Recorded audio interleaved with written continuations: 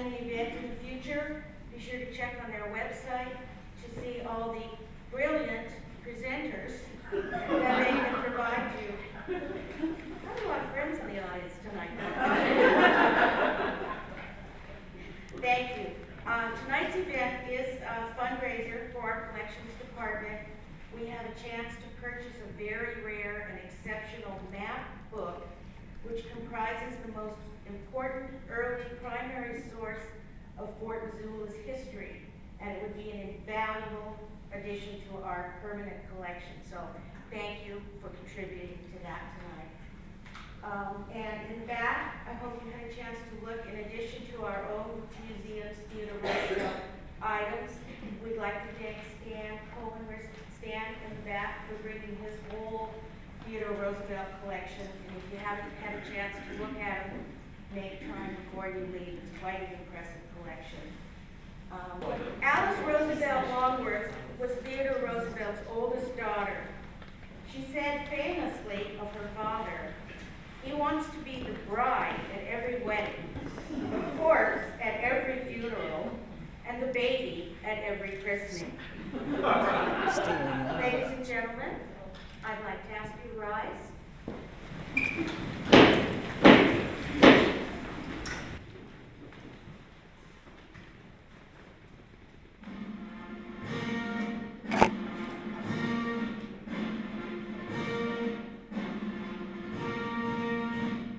President Theodore Roosevelt. By Godfrey, this is bully!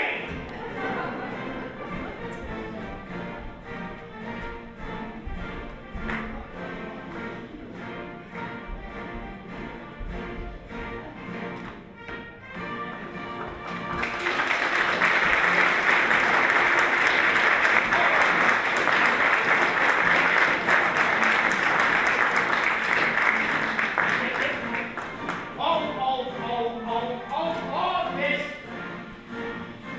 formality. Thank you, ladies and gentlemen. Please take your seat. I'm not president anymore. Theodore. What's your name, sir? Yeah. Jim. Pleasure to make your acquaintance, Jim. Who else can I see over there? Hello there. How are you doing? I'm Godfrey. How are you doing, Jim? Now you stay quiet, Dad. May as well shake everyone's hand. You fellows get out of the way. How are you doing, sir? What's the word? Oh! I'm just bullied. I want you to be bullied too, all right? Yes. Hello there. You could use it for a big stick. Hello there, dear. Delighted by Godfrey. What a good-looking group this is, by Godfrey. Hello there, said delighted.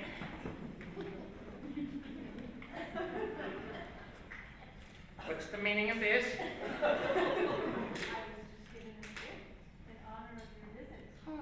Could I hold him for a moment?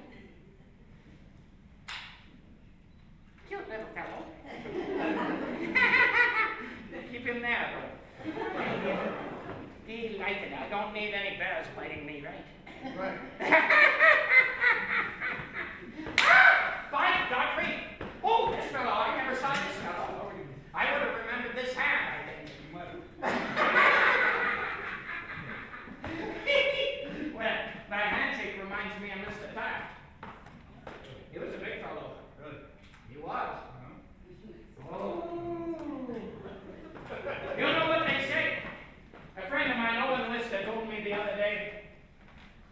First there was T.R., then there was Taft. It was as if a sharp saber was followed by a wet roll of toilet paper. Legal size.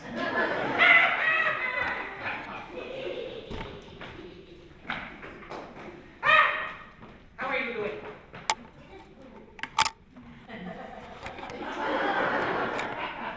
Very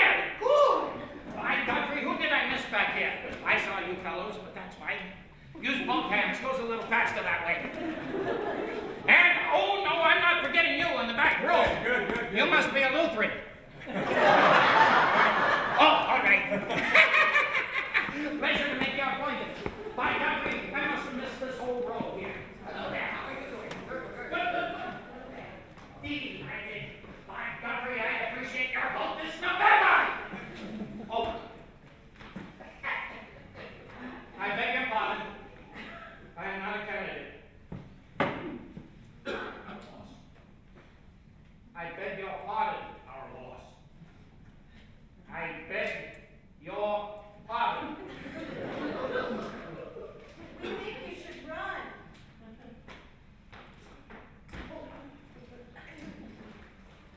We think you should run, sir. No friend of mine will advance my name for the presidency. I made the promise when I was elected in 1904 that I would not stand for the presidency again. However, if my candidacy should come in the guise of public service, well, then I feel I ought not shirk it. But I am not a candidate.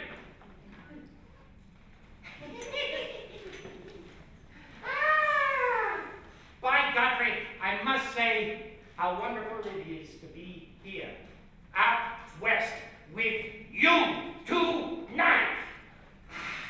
I returned from Africa some months ago. No words can say, my friends, the joy of hunting wild and dangerous game with horse and with rifle.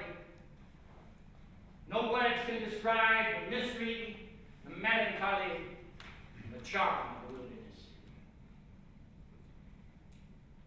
Stopped a rhinoceros 13 paces. The charging rhinoceros was coming right at us.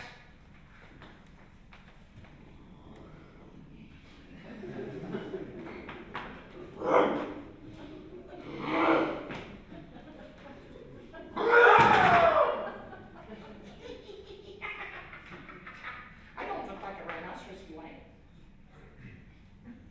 You see the big fellow there on the end? Do you see him? Yes? That's about how close that rhinoceros got to me. Now, he doesn't look like a rhinoceros, does he? Better take another look. Oh, you don't look like a rhinoceros. No. Good fellow. If you look like a rhinoceros, we have to put a bullet between your eyes. Collected over 14,000 specimens for the Smithsonian Institution. Oh, they had a dreadful fire there a couple of years ago. Lost the entire African exhibit. We've replaced it.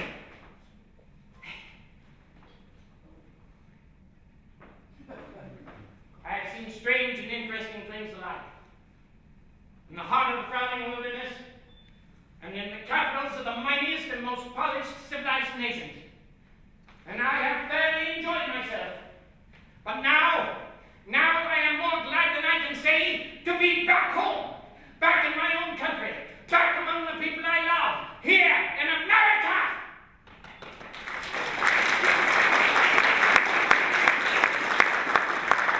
It's just bully to be here. Now, after my African expedition, I was trundled all over the continent. I was telling the young lady up in the balcony, oh, there was a young lady in the balcony.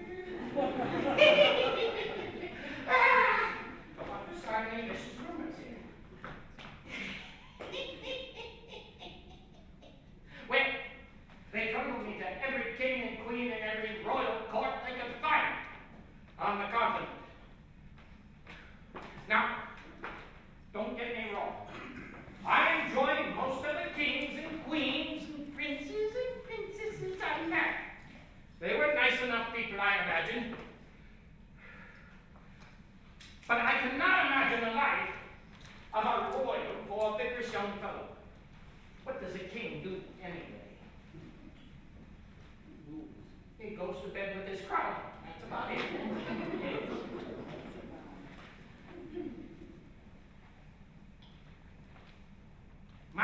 My patience is gone to the limit, and I declare, if I should meet another king, I just may bite him.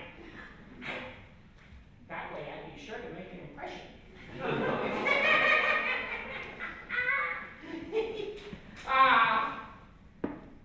But more especially, being here in the West. I was a young Eastern boy when I first came west in 1883, rode the Northern Pacific to the end of the line. A place called Little Missouri, on the Little Missouri River in the Dakota Badlands.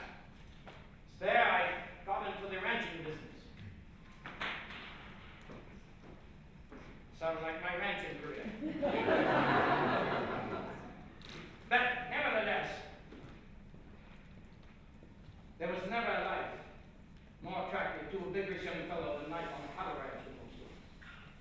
Taught a young man hardihood, self-reliance, the value of instant decision, in short, the qualities that ought to come from life in the open country. And I came into Montana, and Montana helped train me.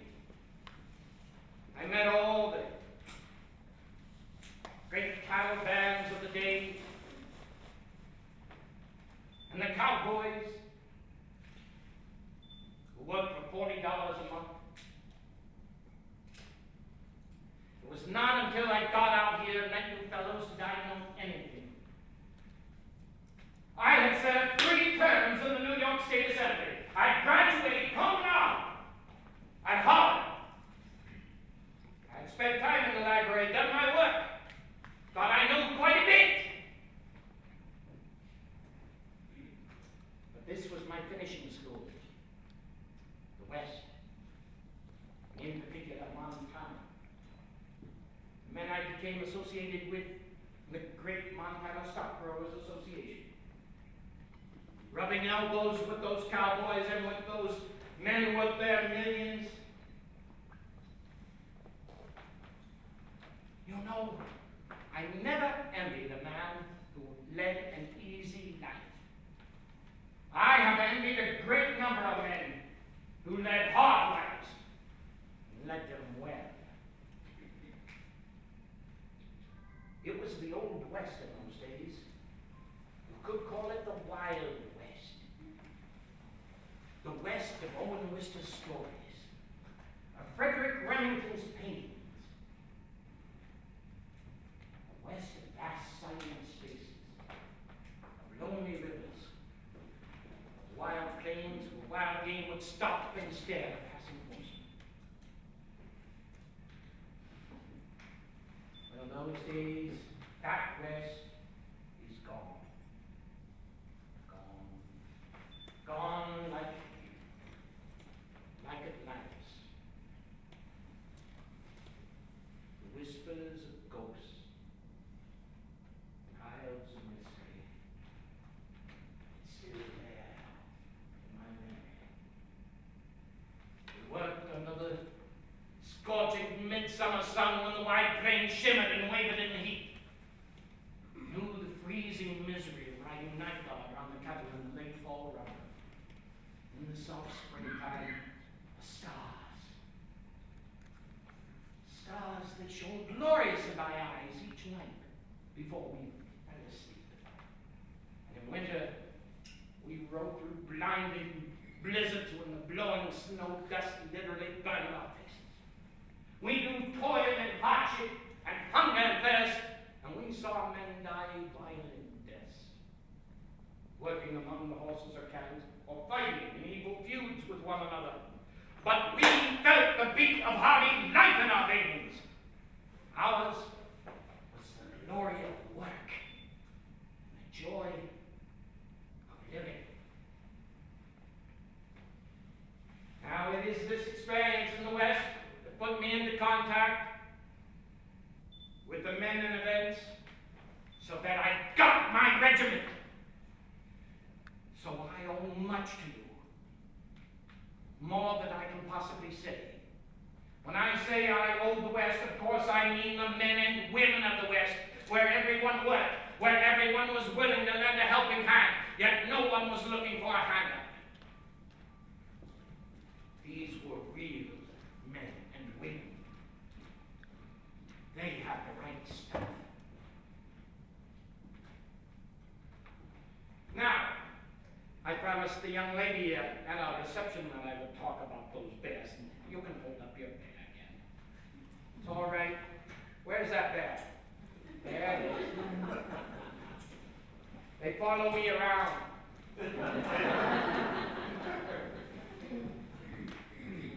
A patriotic bear.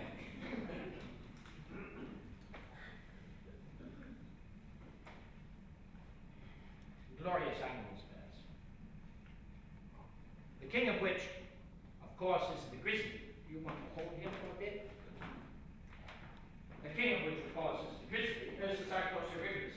Known for the old-time hunters and trappers of great things in the Rocky Mountains as Old Ephraim, or as Marcus and Joe, the latter a reference to the queer half-human footprints he leaves, as if left by some huge misshapen giant, shuffling along in moccasins.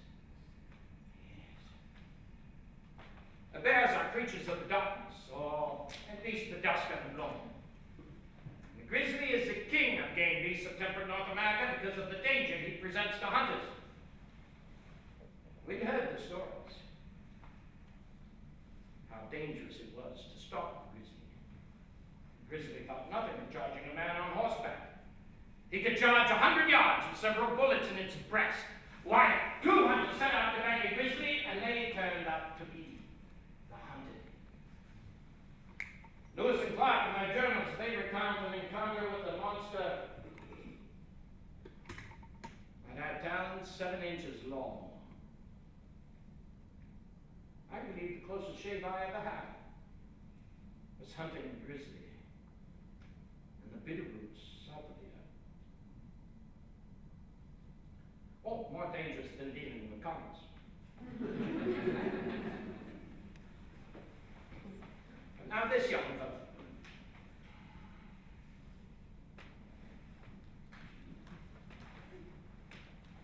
He's looking at me like he expects something, like he wants to be fed or something. Anyway, show everyone that there. Doesn't he look hungry? Well, the story about this little fellow. I was on a bear hunt early on in my presidency, and there were some reporters along. Are there any reporters here? It's not true what they say about reporters. They can keep a secret, and they do have a sense of humor. But first, you must tell them it is a secret. And tell them that it's between you and me, and that's it. No more.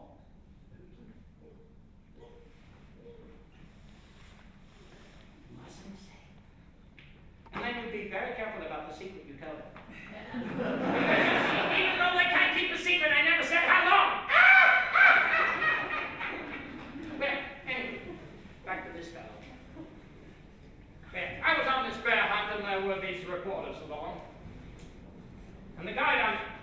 In fact, this little fellow, he owes more to the reporters than anything that happened during the hunt. I declare, you could pick up 30 different newspapers and read 30 different accounts of what happened. I'll tell you the most colorful one, all right? It appeared in the papers. Must have been true. Well, the guide on the trip, he was an old hunter by the name of Griffin or Griffith. I cannot recall which, because he was always referred to as Hank or Griff. Well, this Hank or Griff, or Griffin or Griffith, he was a skillful hunter, but he was worn out by age and rheumatism, and fortunately had to leave his rifle behind him for a walking stick. I say fortunately, because if he had his rifle, he would have tried to have killed every living thing he saw, including a turtle. But that went good. We weren't having any luck on the hunt. And it's quite an honor to be guiding the president on a bear hunt, you know, and we have not seen not bad. That old hunter, as I said, was getting more irascible with every step. Now, it was late in the hunt, 14th of November, 1902. That old hunter suddenly stopped. He knelt down and he pointed at a queer half-human footprint down there in the dust. He hissed, "Marcus and Joe!" He'd spotted a grizzly track down there in the dust. We all froze. At that instant, we heard a rustling in the bushes. I drew closer and closer and closer. And then out popped a little bear cub. Yee! And he stopped right in front of us, and he looked up at us with his little brown bear eyes. And that old hunter was beside himself, jumping up and down and screaming at the top of his lungs, "Shoot, you fool, shoot! There's your bear!" I wouldn't. I couldn't. I didn't. And fortunately, the little bear went toddling off. I say fortunately, because if he had dallied, I'm sure that old hunter would have tried to beat him to death with his walking stick. Well, the little bear made good his escape. And the newspaper fellows, they made much of it, as I said. Oh, publicity. Oh, I don't mind publicity. Only politician who does not need publicity is a dead politician.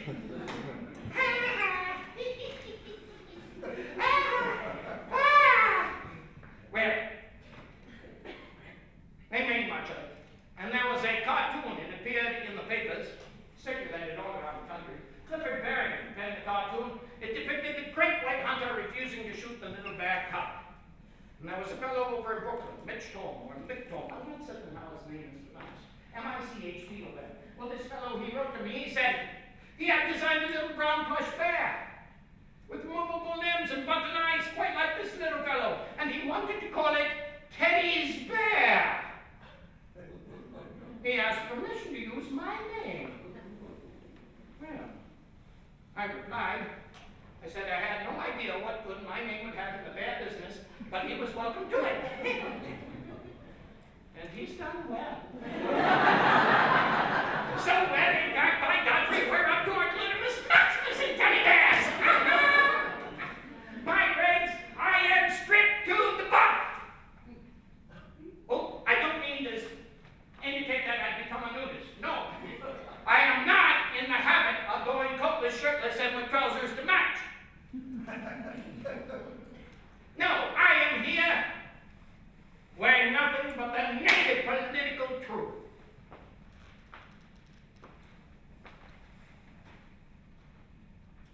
Mr. Taft, I went to Africa to get out of Mr. Taft's way. Let him fend for himself. Now, Mr. Taft's policies have gotten me to wonder a bit. And I have been getting a lot of criticism over Mr. Taft's presidency from my friends. You see, they blame me for putting him in there. They say it's because I have a hankering for 300-pound bears.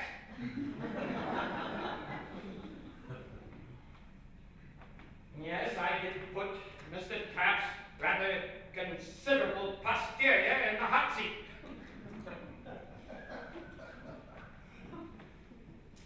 But now, my friends, it appears that Mr. Taft has no instinct for leadership. Mr. Taft has a streak, a wide streak of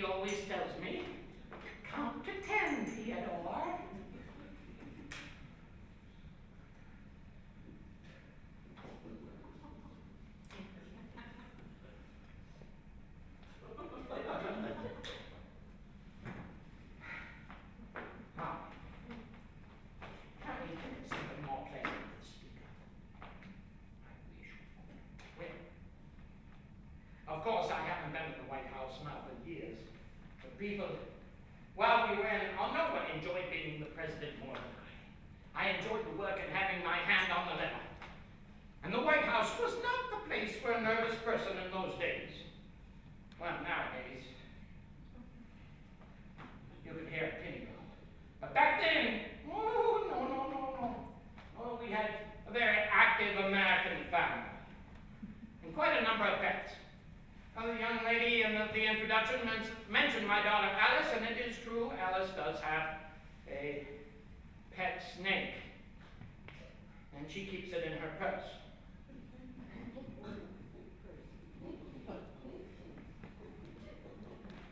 I wonder what you might have in your purse. Yes, the snake's name was Emily Spinach, the former for painfully thin off the ladder for its color. Oh, cunning little fellow. When she would take that snake in her purse to the Vanderbilt parties. The 400, a certain amount of decorum at such events.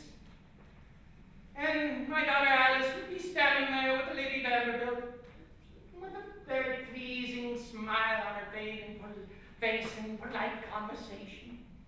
She'd open her purse, and she, as if to pull out a compact, she pulls out that snake!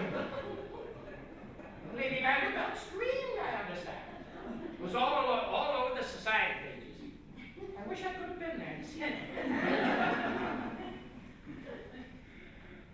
I don't know, Owen Wister always tells me things. He told me about that, and he also said to me one day, after Alice had appeared in the society pages day after day after day with all her antics,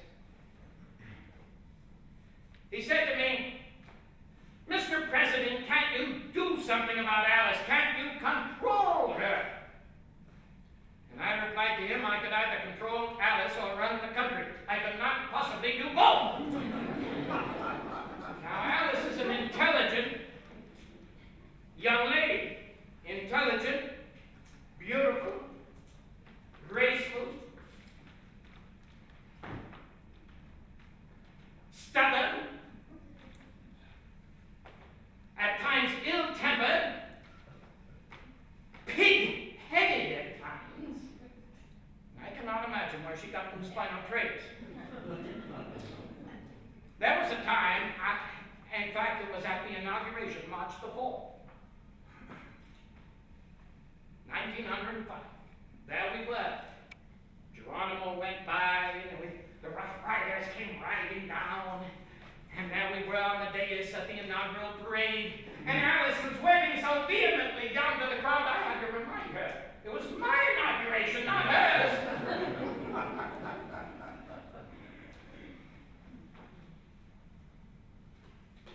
And then there was Ted Jr., a fine young boy, tried hard. Oh, he had a pet. A pet parrot. Oh, at least a parrot. Maybe it was a cockatoo.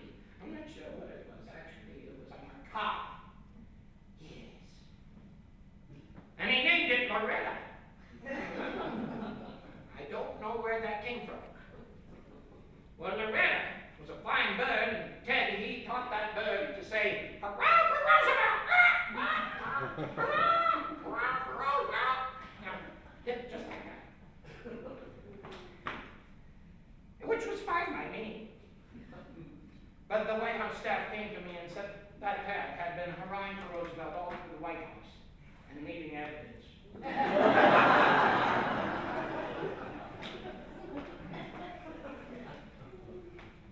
The boys always got in trouble, riding bicycles through the rose beds, sliding down the banisters on the cutlery.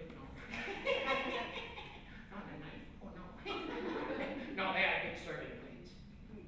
Things like that. Roller skating inside. During state dinners. Well, anyway, next came Kermit. He was my traveling companion. companion on the African trip.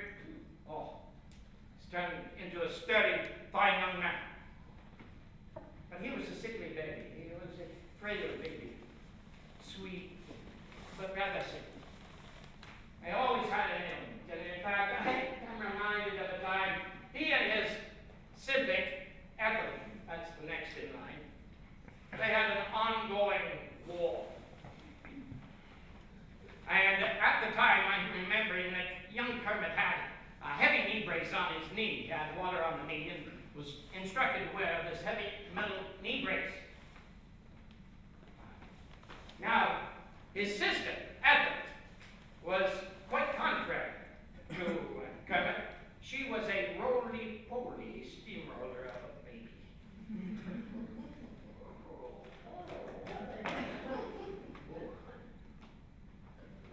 My wife Edith sometimes was afraid of Ethel, that she might break something.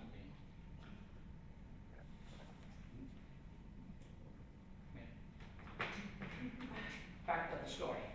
Young Kermit was toddling along on his scooter, enjoying himself, having a grand time. And young Ethel, they had this ongoing war, so Ethel could not stand to see her brother having so much fun.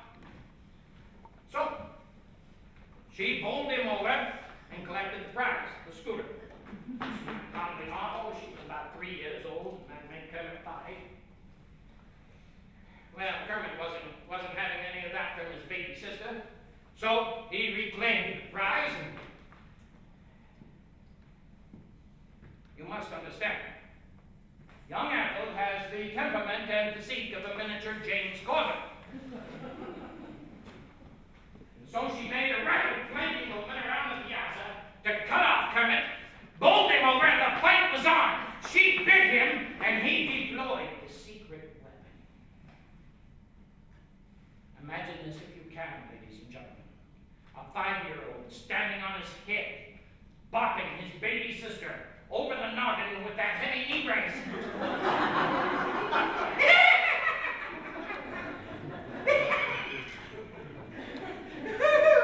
Well, the loving parent quickly separated the two combatants before any true damage was done, and I started to reprimand Kermit for his ungallant attack. And here I feel a tug on my sleeve. And I turn, and there's young Ethel jumping up and down. Oh, yell at me too, Father, yell at me too. Then the youngest, Archie was a silly little goose. He was quite a prankster in the White House. And he caused us many a worry. And then the youngest, Quinny, droll little fellow. One time, Archie had the measles. And he was quarantined. My wife Edith and I quarantined Archie to his room. We didn't want measles all over the White House. We tried to nip it in the bud. He was quarantined, not to leave. No one was to go see him except his nurse. Right. Young Quentin got it into his head that he wanted to cheer up his big brother. It would cheer him up to see his favorite pony. But Archie couldn't come down and see the pony. So Quentin took the pony in to see him, into the White House, up the service elevator, past the ever-vigilant Secret Service, right into Archie's room. It must have worked. Archie got better. Some say it was the first time a horse's behind was in the White House. But according to some critics, it was not the last.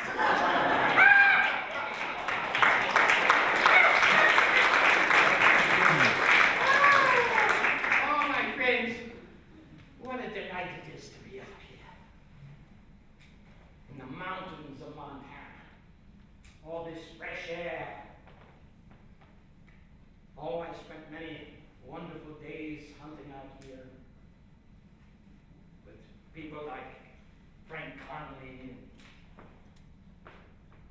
Conrad Coors, Granville Stewart. It's just a delight to be out here. And I know I am an Easterner was born in New York, of course, and served in the New York State Assembly.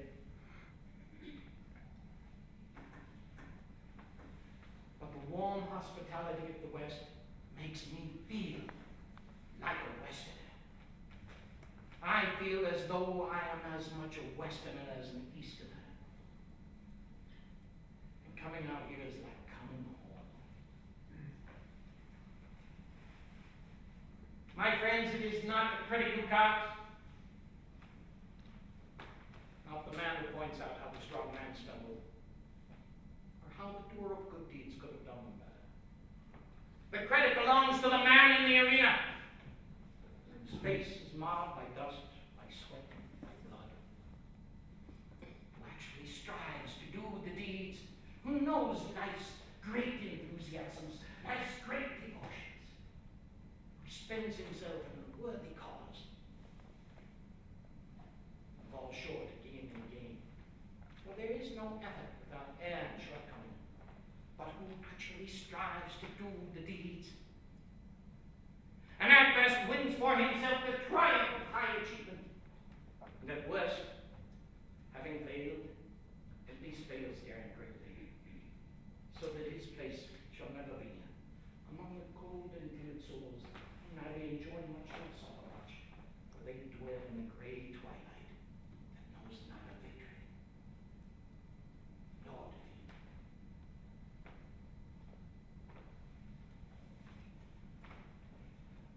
Often I am asked about the future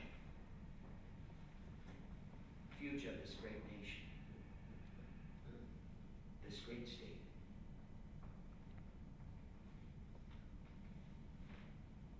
I cannot divine the future from tea leaves or a crystal ball.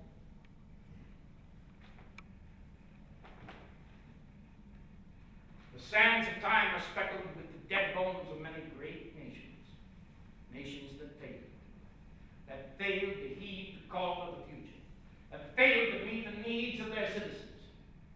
The question today is, will America be such a one? Will America be thrown upon that bone pile of history and turned to dust? I know the answer. I've seen it in your faces. Some say law is the answer. Good laws can do something, but if you have bad legislation, you cannot more than partially overcome the harmful results. Good laws can do something, but more can be done by honest administration of the law. But most of all is to be done by the individual man for himself. There can be no substitution for strength, honesty, and courage in the individual man or men. When the citizens of our country have those qualities of courage, common sense, and honesty, they soon will find that their elected representatives have the same qualities. Here today, I am addressing sons and daughters of pioneers, successors of pioneers. Ours is a nation of pioneers. Therefore, we have more energy, more enterprise, more expansive power than any other nation in the world. We owe much to those pioneers, those who came before, with stout hearts and strong hands, with high resolve, determination to build for themselves a life for themselves and their families. Look at what they accomplished. They built the greatest nation that ever existed on earth. That is what they did. No law ever invented, none of man can ever devise, can make the fool wise, the coward brave, or the weakling strong. If you haven't got the right stuff in you, it isn't there to get out of you. Those pioneers, they had the right stuff. They had character. I believe in a strong, vigorous body. I believe more in a strong, vigorous mind. I believe most of all in character. That is the sum of forces that make a man, a woman, boy, or girl worth knowing, worth revering, worth holding on to. There can be no substitution for it. And here today, as I said, I am addressing sons and daughters of pioneers. And those pioneers, those who came before, have bequeathed to us not only the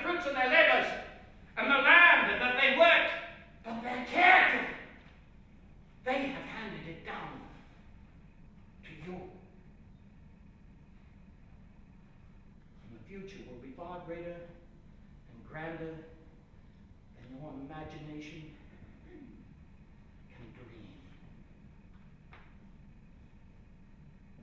Because of those pioneers and what they have left to us here today, the future of this nation, the future of this great state, your own personal future will be far greater and grander than you can imagine. Because of the stuff in you, because of the character you have.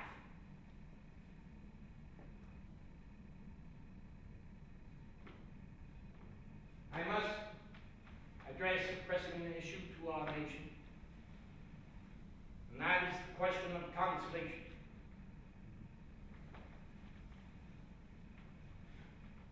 Americans of today look back in horror at the medieval ancestors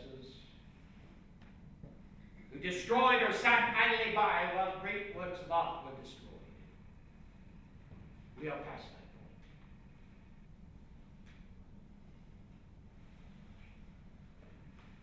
See, to lose the chance to see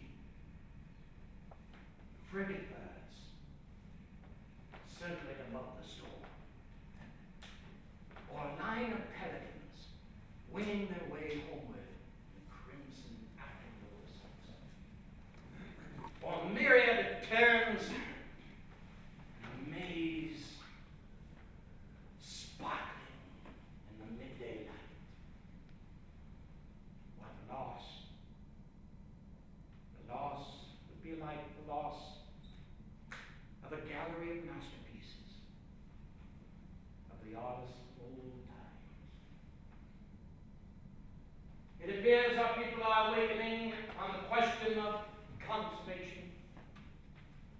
Yet here in America we turn our rivers and streams into sewers and dumping grounds.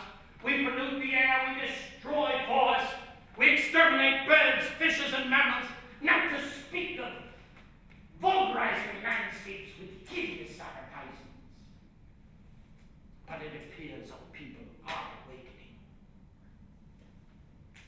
There can be no greater issue than that of conservation. We must conserve our men, women, and children by conserving the soil, the forests, and the waters. We are not building this country of ours for a day. It is to last through the ages. Like all Americans, I like big things. Big prairies, big forests, big mountains, big wheat fields, railroads, and herds of cattle too. Big factories and steamboats and everything else. But it is more important that we show ourselves to be honest, trustworthy, brave, and intelligent, than that we should own all the grain elevators and railways in the world. We, all of us, feel most rightly and properly that we belong to the greatest nation to ever exist on earth, a feeling I like to see, for I wish all of our citizens to have an utmost pride in their country and her people.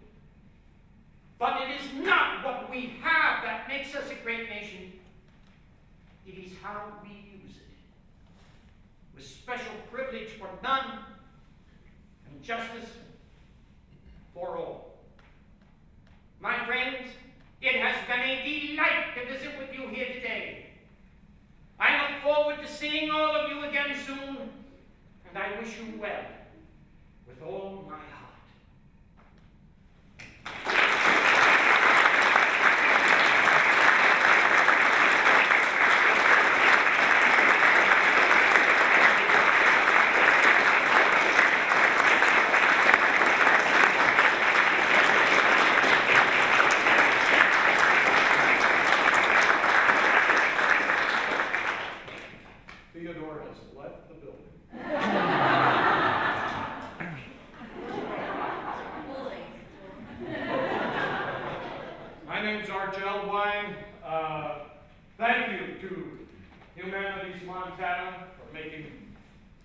Similar programs as tonight's available to the public.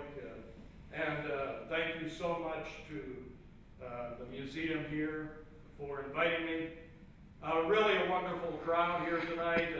Had a lot of fun over at the museum at the little reception. And I'd be happy to answer any questions you might have regarding Theodore or the time period or the performance you've just seen. And I would like to point out a couple of things, though. Theodore wrote 35 books. He didn't read 35 books. He wrote 35 books. He was President of the United States. He was police commissioner of the New York City Police Department. He was governor of New York. He was a Rough Rider in Cuba during the Spanish-American War, and wonderful, wonderful artifacts out here to take a look at. If you didn't get a close look at them, please spend a few minutes to do that, because they're really a couple of very, very unique and wonderful items there. This guy travels all around the world, does so many things. It's impossible to tell you about all the things he did. When I portray Roosevelt, my goal is to show you what he was like.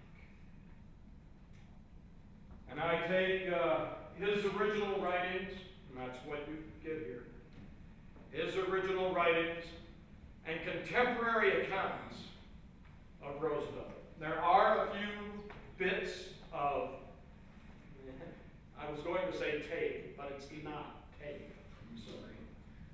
There are bits of his voice recorded on old Edison cylinders. Now, as a historical actor as I am, I listen to that, sure, and you listen to the cadence of his voice and that sort of thing. But you have to understand that he is doing it for posterity. It's one take. He's being very, very careful. He's speaking into a big megaphone. There's no such thing as a microphone when he's alive. And it comes out, in the words of the old football player, don't flinch, don't foul, but hit the line hard. That sounds like. Do you think he talked like that? No, I don't think he talked like that. Also, no one speaks the way they write. So his stories have to have a life of their own. And even though they're printed words that I'm using for a basis, you do have to interpret it. And that's what I do. This is an interpretation of Theodore Roosevelt. I do the best I can with what I have, where I am. That is an old homely saying that Theodore said again and again and again. Do the best you can with what you have, where you are. And that's exactly what he did. And that's how he was able to move up in the political world. In fact, he writes about a man can't go into a political job with the intention of looking to the future, to the next job, because then he won't do the things that require courage and may have to stand up against people and irritate a lot of people. And he irritated a lot of people. He was very popular with the public because I think he understood, at least had a modicum of understanding of the average American citizen. Think about this. This man is born a millionaire and by choice lived in a log cabin. It wasn't like some of these presidents that are born in a log cabin and they become president.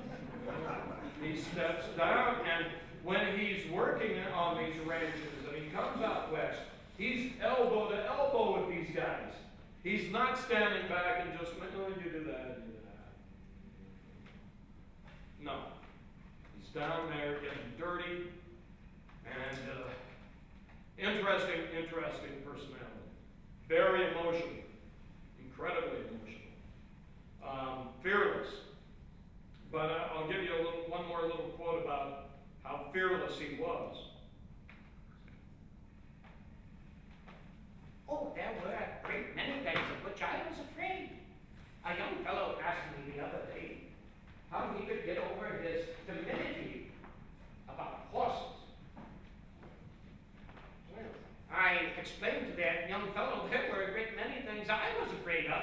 Grizzly bears, wild broncos, Batman. Oh. But I resolved to act as though I were not afraid, and I soon found I really wasn't. So our young friend did not overcome his fear of horses by not being afraid, but he acted as a brave man because he acted so.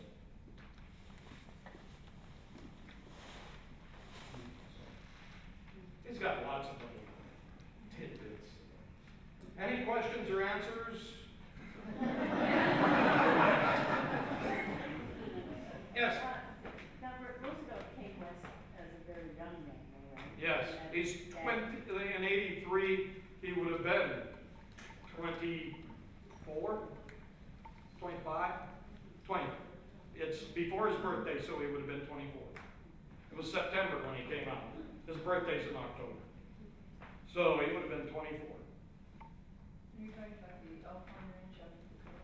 Yeah, well, two ranches. First one was the Chimney Butte, which was south of Medora.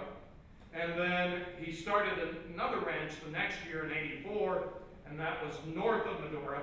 It's about 38 miles between the two ranches. He would ride that overnight to go in the dark in the Badlands.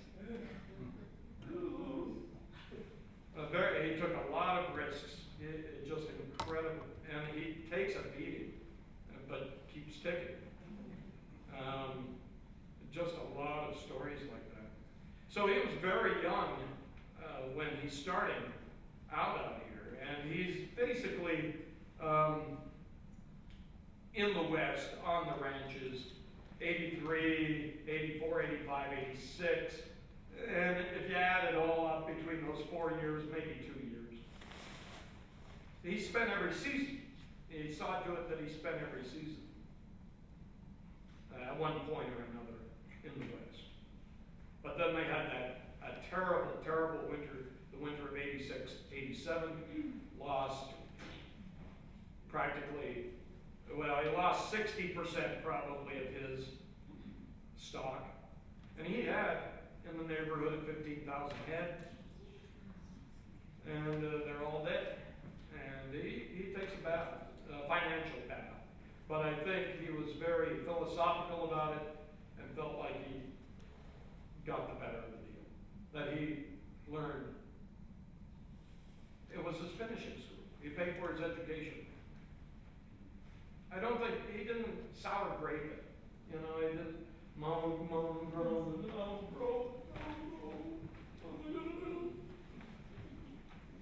Get action. How long did it take you to do the research and preparation necessary to do this part? Yeah. Because you're obviously very familiar with the character. Yeah. It started, I played Teddy Brewster in Arsenic and Old Place. Long time ago. In a galaxy far away. Now, Teddy Brewster, if you're unfamiliar with the play, is a character who thinks he's Theodore Roosevelt. He's cuckoo. And his lines made absolutely no sense in the play. They're totally out of context. I'm studying for this part and I'm going, what is this? So I read Roosevelt's autobiography.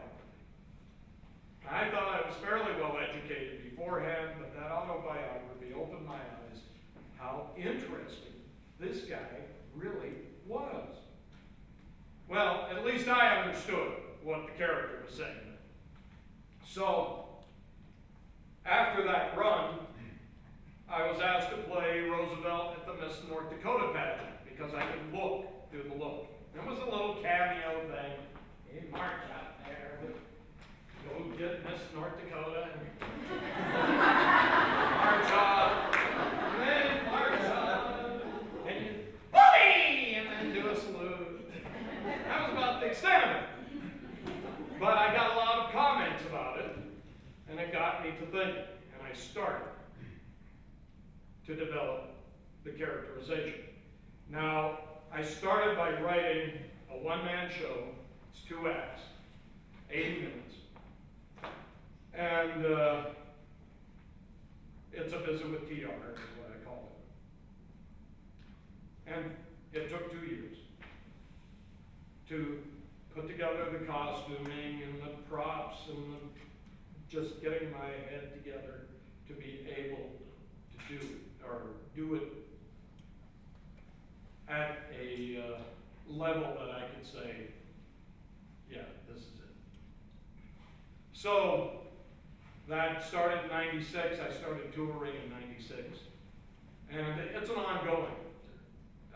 There's so much material about Roosevelt, and he's become a rather popular subject matter as of late. If you look on the biography shelves, about every other month there's another biography of some type taking some facet of Roosevelt's life, and there's just a ton of material out there.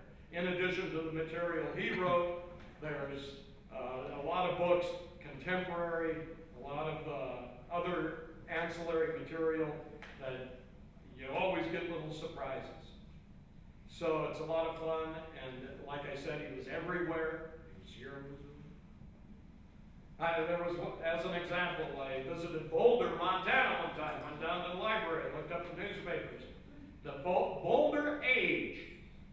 Theodore Roosevelt was in Boulder. And he made a speech. Same speech he made in every other town. Pretty close, I mean. But it's a lot of fun, and it's got legs. For me, it has legs. And it's something that I can keep doing and doing and doing and never get old. And I really, and I'm telling you, inside secret, I guess, I almost feel it is a calling now, especially with school students. I do the school assemblies, and to bring Roosevelt to life for a few minutes, just to give them a little bit of a spark. And it's a lot of fun. It's tons of fun.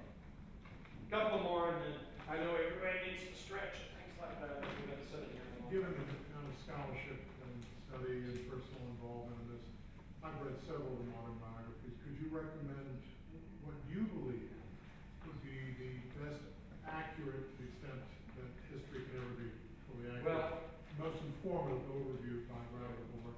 Well, Pringles, which is pretty old now, it was written probably in the, I want to say the 30s. It won a Pulitzer Prize. Pringles' biography of Roosevelt. That one is good. It's good. A lot of the modern ones, the authors have a little bit of an axe to grind, and a lot of times I read the first 120 pages or so and say, hey, this is pretty good. And then it starts getting into a bunch of psycho gobbledygook and stuff. And, okay, yeah, sure. Start arguing with the book then. So, I think there's merit to all of them in one respect or another, but McCullough's, I love that one. It just puts some humanity into it. I can't fault the research on any of these. One of the ones that I really enjoyed lately was Candace Millard's The River of God. She had to do to ferret out all those little factoids that she's got in there. And again, I think it's a very good read and very accurate. So, of the books he wrote, later, as time goes on, he gets better as a writer. His first books, The Ranchman, about his ranching days, he does a trilogy, The Wilderness Hunter, Ranch Life, and The Hunting Trail, and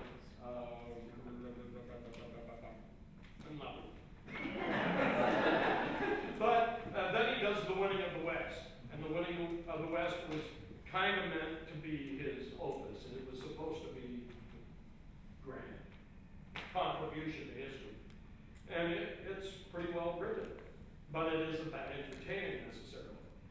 Now, Through the Brazilian Wilderness, I think is my favorite. And African Game Trails is a close second. But that Through the Brazilian Wilderness, when he's talking about, and you really have to understand what you're reading here, because he downplays a lot of things. But it was grueling. It was horrible. And he barely survived this thing. He's in the middle of nowhere. And they start following this river, and it's like 1,000 miles long, practically. And it's a tributary of the Amazon. And they're in the middle of absolutely nowhere. There's cannibals and stuff like that. You don't know what's out there. I think it's 3 die. One dies in a boat accident. Another guy's murdered. The one that murdered him went running like a madman into the forest. Roosevelt came dang close. He came a whisker's breadth from death in this thing.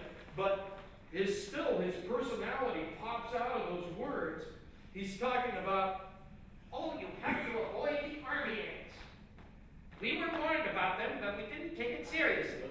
One day, the army ants came trooping through our cabin and ate my drawers.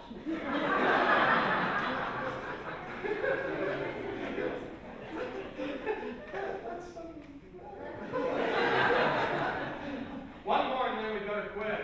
We better quit. You mentioned Quentin and Theodore Jr. real quick. About Ted Jr., what about it? Quentin. About Quentin?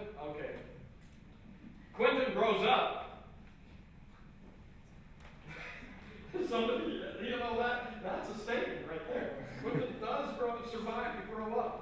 But he goes into the First World War and was a pilot. He's very young, he was like 18. And he became a pilot in the First World War. You know what the planes were like in the First World War? A piece of balsa and some string.